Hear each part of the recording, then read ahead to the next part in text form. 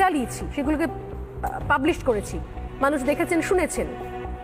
হঠাৎ করে প্রকাশ্য মঞ্চ থেকে মুখ্যমন্ত্রী এর আগেও বলেছেন, আজকে আবারও বলছেন, সব মিথ্যে, সব অপপ্রচার, সব সাজানো।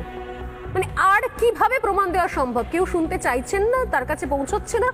আমি তো মানে সাদা চোখে আমি বুঝে পাচ্ছি না যে কোথায় সমস্যাটা হচ্ছে, নাকি শুনতে চাইছেন না। একদম এটা আরো স্পষ্ট করে মেসেজ দেওয়ার জন্যই কথা বলে যে আমি ভাই তোমরা যাই করো না, আমি কিছু শুনবো না। কোনটা?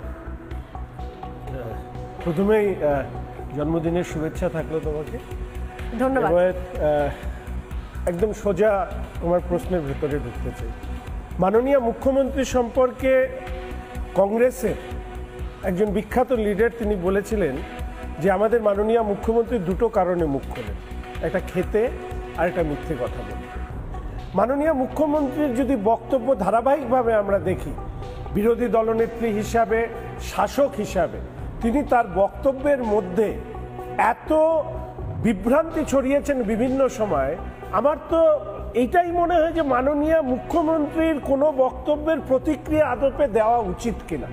আমি শুধু এটুকু বলবো সোনালী, যে আজকের দিনে দাঁড়িয়ে সন্দেশখালী একটি রাজনৈতিক দলের রুচি সম্পর্কে মানুষের কাছে পরিষ্কার করেছে।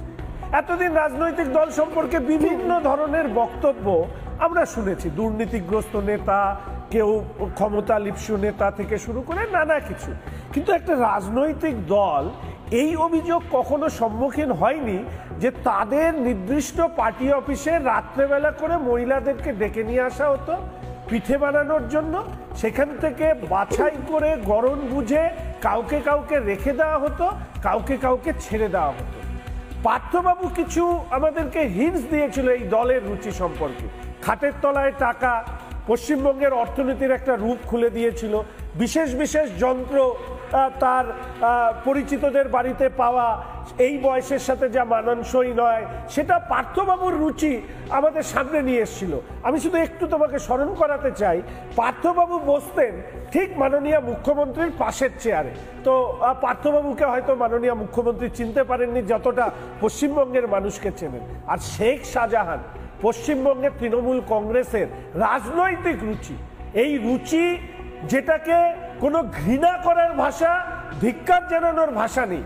আমি শুধু এটাতেই বিস্মিত হই, যদিও আর পশ্চিমবঙ্গে অবাক হওয়ার মতন কিছু ঘটনা বেঁচে আছে কিনা বলতে পারবো না, যে এই রাজনৈতিক দলের নেত্রী হচ্ছে একজন মুখ্যমন্ত্রী যিনি একজন মহিলা, যার মধ্যে দিয়ে পশ্চিমবঙ্গের অনেক মানুষ, বিশেষত মহিলারা, তাদের নিজস্ব স্বপ্নে একটা ডানা মুক্ত করবার পরিবেশ তারা দেখতে চেয়েছিলেন। দুর্ভাগ্য আজকে তাদেরকেই রাস্তায় লাঠি ঝাঁটা হাতে নিয়ে নামতে হয়েছে। আমি আবার বলছি, যাদেরকে নিছক ভাতাজীবী করে রাখতে চেয়েছিলেন তারা আজকে হাতা খুন্তি ঝাঁটাজীবী হয়ে রয়েছেন। আপনি রুচির বিষয়ে বলছিলেন, রুচির বিষয়ে কোথায় প্রশ্ন করবেন শঙ্কর দা? যেখানে বলা হয় যে এনাদের ধর্ষণ হয়েছে, শ্লীলতাহানি হয়েছে, তার কোনো ভিডিও আছে কি? যেখানে বলা হয় যে এনারা নাকি ঘোমটা টেনে, সামনে ঘোমটা নামিয়ে নাকি প্রতিবাদ করেন, তারপর ঘোমটা তুলে সিগারেট টানেন, এদের রুচি নিয়ে প্রশ্ন ওঠে কি? একের পর এক ধরনের মন্তব্য। যেখানে মহিলা সাংসদ তিনি শুধুমাত্র, যিনি যদিও 144 বা 174 কনফিউশনে ভোগে, আমি সেদিকে যাচ্ছি না, তার না জানা হতেই পারে, একজন সাংসদ তিনি জানেন না 174 কি হয় আর 144 কি হয়। তো তিনি বলছেন, তিনি আগাগোড়া শুরু থেকে শেষ পর্যন্ত যখনই তিনি সন্দেশখালীর মায়েদের বোনেদের জন্য কোনো বার্তা পাঠান, সবটা বিশুদ্ধ ইংলিশে পাঠান, কারণ তার ধারণা সন্দেশখালীর মায়েরা বোনেরা তার ইংরেজি বার্তা বুঝে তারা পুলিশের ওপর নতুন করে আস্থা রাখবেন। সেখানে কিসের রুচির পরিচয়? না, আমি ব্যক্তিগতভাবে মনে করি যারা এই কথাগুলো বলছেন তারা নিজস্ব ব্যক্তিগত অভিজ্ঞতার ভান্ডার ঝুলি উজাড় করে দিচ্ছেন কিনা, অর্থাৎ তাদের কি এই ধরনের রুচিবোধ আছে যে এই বিশেষ মুহূর্তের ছবি তুলে রেখে বা ভিডিও করে রেখে পরবর্তীকালে সেগুলোকে ব্যবহার করা।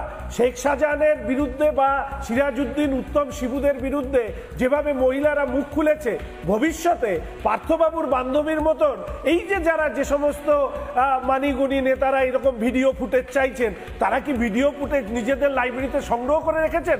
তাদের ব্যক্তিগত অভিজ্ঞতার থেকেই কি এই ধরনের বার্তা দিচ্ছেন কি দিচ্ছেন না, সেটাও মনে হয় প্রশ্নে আসা উচিত।